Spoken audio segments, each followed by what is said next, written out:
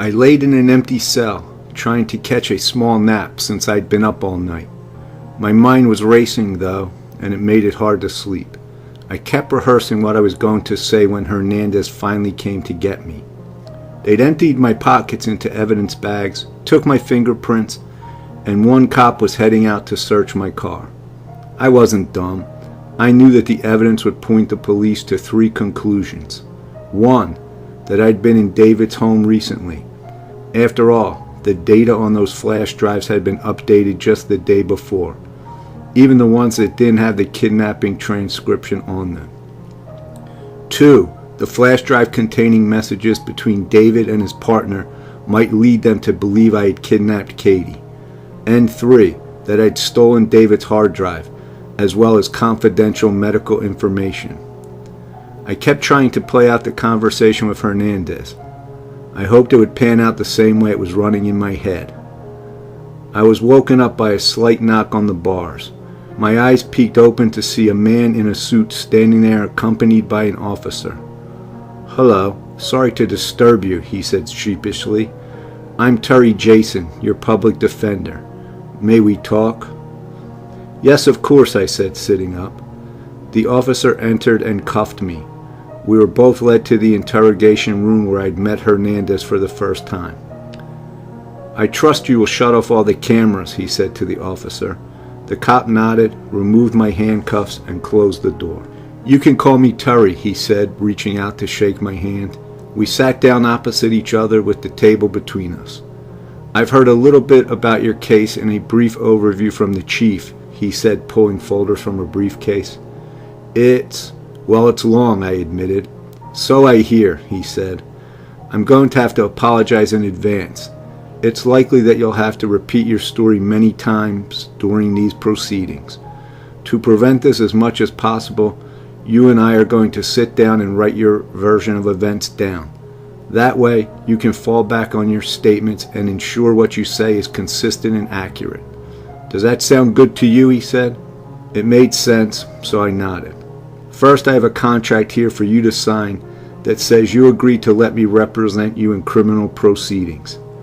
He pushed a paper and pen across the table to me. I skimmed it and signed it at the bottom. He pulled it back. "Would you like me to call you Xander or Mr. Jones?" he asked with an easy smile. "Xander is fine," I replied. "Okay, Xander, let's start writing." Terry sat patiently with me while I wrote every detail I could think of. I began with my dare conversation with David and followed all the way up to this point. It started out as a page with scrambled memories and words to jog my memory. Then it slowly formed into a statement that Terry helped me edit into a cohesive, fact-based statement. "When you are asked about your memories or an event, refer them to this document," he said. We worked for an hour before he spoke again. "I have to go to another appointment, but I've asked that you be allowed to continue working in your cell. I've scheduled a meeting with the prosecutor and Detective Hernandez tomorrow at noon. Do you think you can have it done by then?" "Yes, I think so," I said. And I did. I spent the rest of my day writing that statement. I slept sporadically, but I was desperate to complete it before noon the next day. So much had happened, and I had so much to say. I was quite proud of the results. In fact, I was more proud of that statement than this one. That statement had a lot more fresh memories. This one feels a little scattered-brained. My statement was concise and to the point, but maybe it's for the best that this is the one that I posted. The next day at noon, I was back in the interrogation room. Terry sat to my left. Hernandez stood against the wall facing me with his arms crossed. I couldn't read his expression. On the other side of the table sat an older man who had introduced himself as Chief Gunderson, Hernandez's boss. Beside him stood a tall, lanky man with slicked back hair. He held his hands behind his back, watching me intently. The tape recorder between us was running. "I've been brought up to date on the cases you're involved in," Chief Gunderson said in a gruff voice. "I'm interested to hear everything from your perspective considering the recent developments."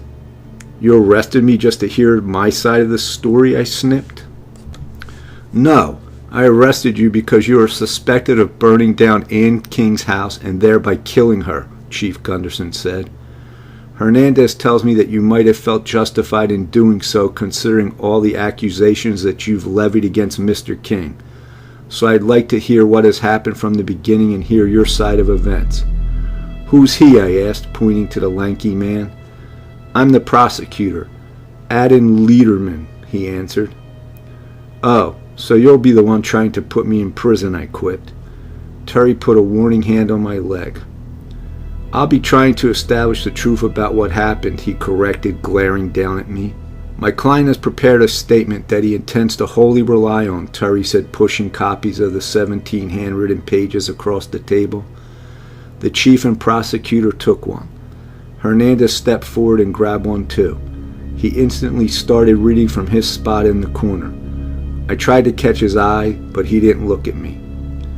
I trust we can begin the process of discovery today, Terry asked. I'll need copies of everything, as well as a copy of the official indictment. I tuned Terry out and focused on Hernandez. There was something about his demeanor that caught my attention. I couldn't tell what it was. I focused on him for the entire meeting, trying to figure out what my instinct was telling me.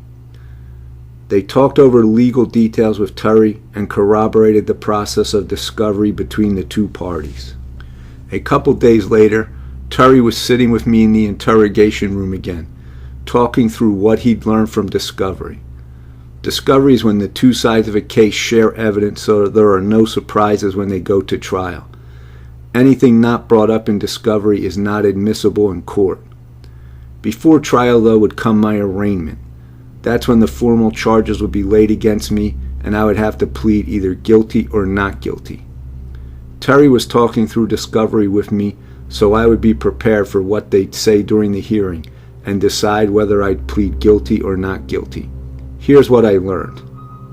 After I'd been arrested, the police had searched my car and found the hard drive, flash drives, and psychiatric evaluation. And something else that was curious. A half-empty gas canister. That fucker had planted a gas can in my car at some point without me knowing. I'd been in my car all night, so either David knew he was going to burn his house down before I went to Walmart, or he planted it in the few minutes I was in the police station. I told Terry about the gas can being planted, and he wrote down some notes. The police had searched through the contents of all the flash drives and discovered the conversation between David and his partner. Except as predicted, they accused me of writing the messages and therefore linked me to the kidnapping. The text file never specified Katie's name, but they claimed Katie's kidnapping was the most likely scenario since I knew about it and was therefore involved. Despite this evidence, however, the prosecution didn't feel that they could convince a jury without more evidence, so Katie's kidnapping wasn't planned to be laid against me as a formal charge, but they were searching for evidence. They had also tried to open the contents of David's hard drive, but found that it was encrypted, just like I had. They'd sent it off to a lab to be analyzed for whatever data could be salvaged.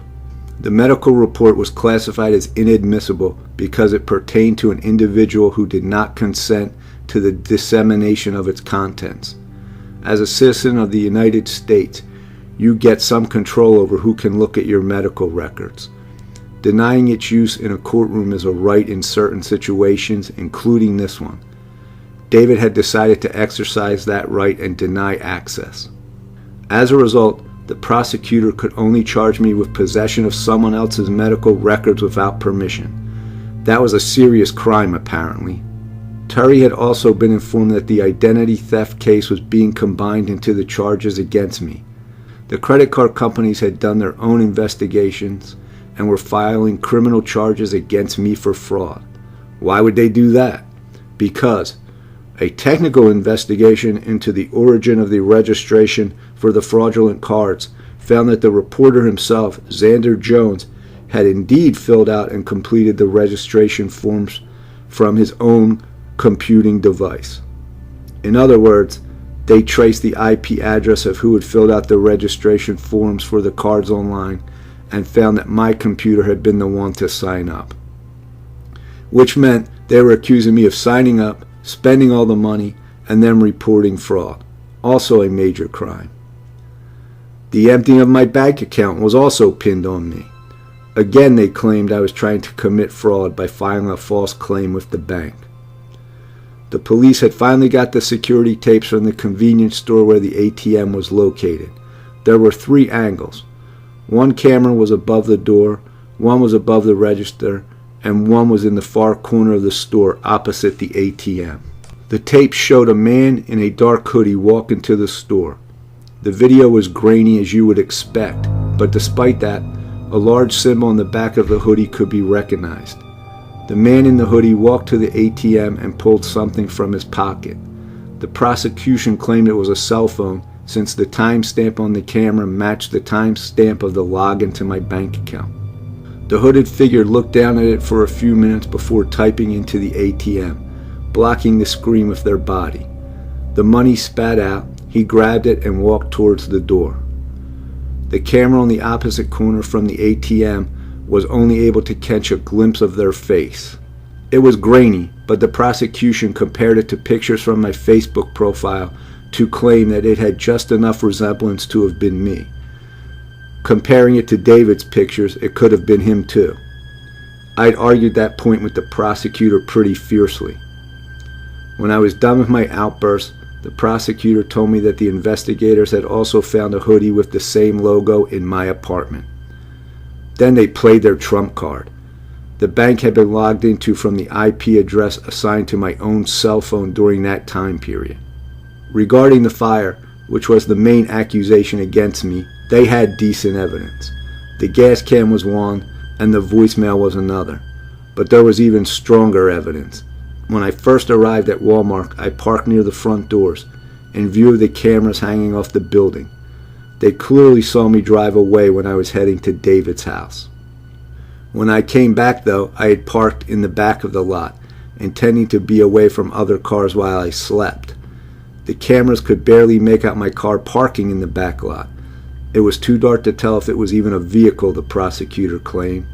So realistically, I only had my own testimony to support the fact that I got back to Walmart at around 6 p.m. I should add that it took about 15 minutes to get to David's house from the Walmart, just so you can understand the time frame. Fire crews had received a call at 6:04 p.m. that David's home was on fire. They had raced over immediately and found the house burning brightly. David had been found trying to lift his mother up from the ground in her bedroom. They'd brought them both out, and it was discovered that Mrs. K was already dead from suffocation. David had been rushed to the hospital for a few minor burns and some smoke inhalation. He had yet to explain his version of events to police. The firefighters had filed a report stating that the fire had been started from the middle of the living room where a puddle of gasoline had ignited. The flames had spread throughout the house. Traces of gasoline were found in various rooms, making them believe that the suspect, me, went from room to room and splashed gasoline around, just like in a movie. They also concluded that the fire had been started sometime before it was called in because of how much damage had already occurred by the time they arrived. I now know that David had set an alert on his phone that was linked to the app he had installed on my phone. When my GPS read that I was at his house, an alert would be sent to his phone as a text message. I can only guess that he jumped in his car, left work, and sped all the way home. That's why I think the time was so close. I'm telling you all of this detail so you can see just how hopeless I felt while I sat in jail. I was there for 2 whole weeks where it was the same accusations and evidence over and over. I really started to just give up. During the first few days, I asked Terry about how we could prove that it was David specifically who had committed these crimes. He frowned and told me I should be more concerned about being proven innocent, period, not on pinning it to another man. By the end of the 2 weeks, I was ready to just plead guilty rather than fight. The arraignment went poorly. No charges were thrown out that had been placed against me. I would list all the crimes I was being charged with, but I don't remember their exact phrases, and I know I'll get it wrong. You get the general idea, though, that I was fucked. Bail had been set at $5,000, which essentially guaranteed I'd be stuck in jail for a while. I had already contacted my parents out of desperation, and they would try to raise money from family members and friends, but couldn't pay immediately. After 3 weeks, I was very depressed and not eating much. Terry tried to cheer me up by showing me parts of arguments he was preparing, but nothing could cheer me up. I thought about Katie a lot, and Clark and Ivan, and I missed my parents. I also missed Clark's first hearing in the graffiti case, so I had no idea how that was going, which made me feel guilty that I couldn't support him. During the time I was in jail, Hernandez only came to visit me once. It was during the 3rd week. I jumped off my bed and ran to the bars. "Hernandez," I said, "please tell me you've come to give me good news." "No," he said, "you're being transferred to the county jail. Your trial will be happening there." "Why?" He shrugged. "Just how it works," he said. "Did they find anything on Isaac?" I asked. I'd been clinging to the hope that Isaac's body would turn up evidence against David. I just wanted to nail him for that one crime. Just one. I wanted it so bad that my hands would shake when I thought about it. "I'm not allowed to talk about that," he said, avoiding my eyes. "Anyway, I came to tell you that you'll be moved in 3 days." "Hernandez," I said as he turned to leave, "I thought you believed me." "I do," he said, "until you burned David's house down. Now I'm not so sure who the psychopath really is." "I didn't do it," I shouted, but he walked away. 3 days later, as Hernandez had said, they came to move me. After dinner, I was cuffed and led out the doors to a police cruiser that would drive me up to the county jail 2 hours away. The 2 officers who drove were polite to me, but instantly cranked up the radio when we got on the road. I could barely hear myself think and was starting to get frustrated. I had always hated car trips without my own music. Now I was stuck in a 2-hour ride with my hands cuffed behind my back and a radio blasting music I didn't like. We were about an hour in and I was ready to scream. I stared out the window trying to find something interesting to watch and focus my mind on. We were on a 2-lane highway with no other cars in sight. It was getting late, so looking back I figured people were home for the night and that's why it was so dead. My view of a nice lake was suddenly obstructed by a big gray truck. I tried to find something else to look at, but then noticed it was getting dangerously close to our lane. I looked up at it and saw that it was an armored truck, and it had the same logo as the company David worked for on it. The panic was instantaneous. Something gripped my lungs and kept me from vocalizing. The truck slowly neared the side of the police cruiser before pressing against it. The cop shouted. The cop who was driving slammed on his brakes, and the other cop dropped the radio he was reaching for. The cruiser didn't slow down fast enough, however, and the truck nudged it off the road. I braced for impact as we rolled down the grassy slope and slammed into a tree. My seatbelt had held me in place, but my head ached where it rammed against the driver's headrest. The 2 cops were unconscious, lying at awkward angles. Neither of them had had their seatbelts on. I started yanking at the handcuffs, trying to reach my seatbelt to undo it. I reached the red button and pressed it. When I turned back around to wriggle out of the loose seatbelt, I saw David fucking King walking down the slope towards the car. "Oh shit, oh shit, oh fuck," I cursed, trying to reach for the door handle with my cuffed hands. No such luck. The doors were locked from the outside to prevent prisoners from opening the doors on their own. David got closer and closer until he was right outside the car. He shot a smirk at me and opened my door. I tried to back away, but he grabbed my arm and tossed me out of the car. I fell to the dirt with a gasp. I sat up a little and saw that he turned his attention back to the police car. I saw one of the cops beginning to stir. David opened the driver's door and pulled something small from his pocket. With a quick motion, he stabbed the cop in the neck. Blood spurted out, and the cop started screaming and gurgling, grabbing at his neck. I think I screamed too, but I can't remember. He closed the door and walked around to the other side. I could see the other cop was moving, but I couldn't tell what he was doing. Apparently he was reaching for his radio, because David yanked it out of his hands and set it on the car's roof. Then he stabbed that cop too. Both of them were unconscious in seconds. "Don't get up," he threatened, walking towards me. I didn't bother trying. He walked over to where I sat and went behind me. I tried to face him, but he kicked me lightly. He knelt down and I felt him scratching the metal on my handcuffs. I was confused, but sat absolutely still. "Nice to see you again, Xander," he said, walking to stand in front of me. I watched him with true fear. His entire demeanor was different from the night we'd graffitied his house. He was changing. When I didn't answer, he laughed. He was twisting the small object in his gloved hands. I noticed through the blood that it was a crudely crafted shiv about the length and width of a finger. "I told you I'm not going to kill you, Xander. In fact, for once I'm here to help you out." "Sort of." "What does that mean?" I asked shakily. "Remember the night you graffitied my house?" I nodded.